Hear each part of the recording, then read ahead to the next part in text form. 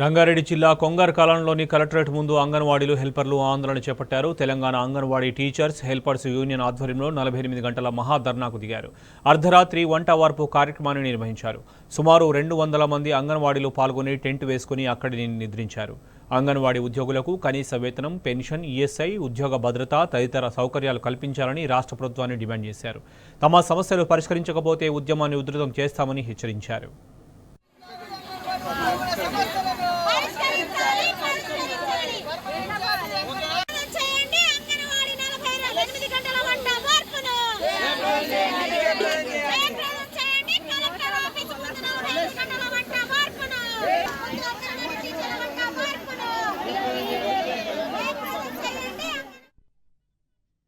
రాష్ట్ర కమిటీ పిలుపులో భాగంగా 2 రోజుల పాటు ఈ రోజు రేపు కలెక్టర్ ఆఫీస్ దగ్గర జరిగే వంట వార్పులో భాగంగా ఈ రోజు ఉదయం నుండి రంగారెడ్డి జిల్లాలో పనిచేస్తున్న అంగన్వాడీ టీచర్లు ఆయాలందరూ కూడా రంగారెడ్డి జిల్లా కలెక్టర్ ఆఫీస్ ముందు ఉదయం నుండి ఈ రోజు రాత్రంతా కూడా కొనసాగింపుగా రేపు కూడా నిరసన కార్యక్రమాన్ని కొనసాగింపుగా చేస్తా ఉన్నాం.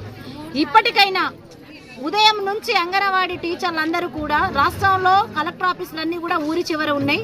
అయినా కానీ మా సమస్యలు అంత తీవ్ర స్థాయిలో ఉన్నాయి కాబట్టి రాత్రి అని చూడకోకుండా మేము వంట వార్పు కార్యక్రమాన్ని కొనసాగింపుగా ఈరోజు ఇక్కడ బస చేస్తా ఉన్నాం. ఇక్కడ ఉన్నాం మహిళలం. ఇక్కడ కూర్చున్న వాళ్ళందరూ కూడా మా ఐసిడిఎస్ శిశు శాఖ సంక్షేమ మంత్రి కూడా సీతక్క గారు మహిళగా తను మంత్రిగా ఉన్నారు. మా సమస్యల వెంటనే పరిష్కారం చేయాలి.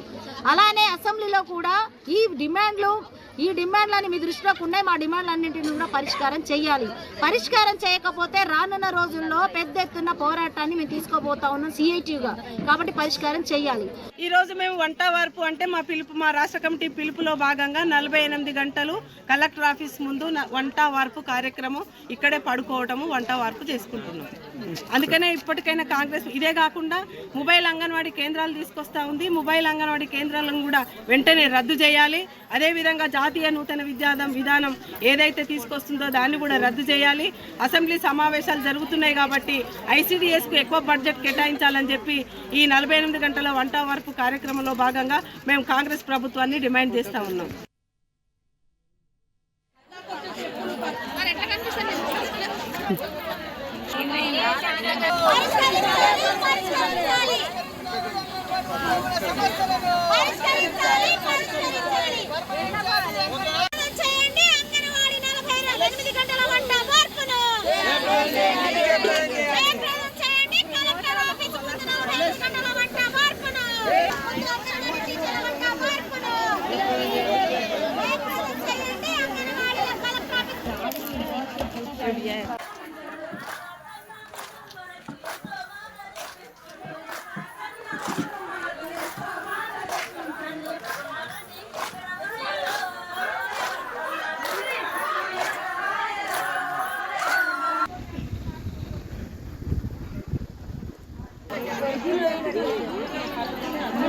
కావాలంటే